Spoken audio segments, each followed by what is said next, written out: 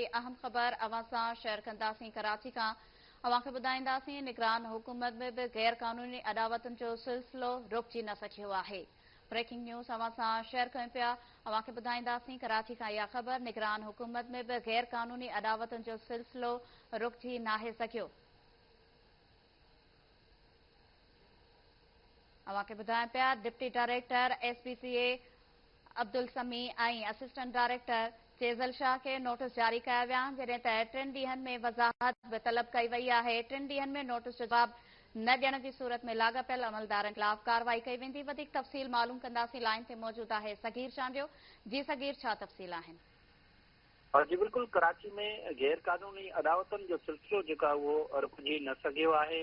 नए जेको आहे SPCA जे DG तरफ़ां मुख़्तलिफ़ कामरनि खे जेके आहिनि उहे वज़ाहती नोटिस जारी कया विया आहिनि। कराची जे मुख़्तलिफ़ इलाइक़नि में ख़ासि तौर ते PECH ऐं उनखां अलावा कराची एडमिन सोसाइटी में जेके आहिनि उहे कराची में गैर कानूनी अदावतुनि जो जेको आहे उहो सिलसिलो जारी आहे, जंहिंखां पोइ हिन DG तरफ़ां जो नोटिस वरितो वियो आहे। ॿिनि जेको आहे डिप्टी डायरेक्टर ऐं असिस्टेंट डायरेक्टरनि खे वज़ाहती नोटिस बि जेके आहिनि उहे जारी कया विया आहिनि। गैर कानूनी तौर इजाज़त ॾींदड़ तामीरात जो डिप्टी डायरेक्टर अब्दुल समी ऐं असिस्टेंट डायरेक्टर आहे चीज़ल शाह, उनखे जेके आहिनि उहे एक्सप्लेन जारी कई वई आहे। 3 ॾींहनि अंदरि उनखां वज़ाहत तलब कई वई आहे।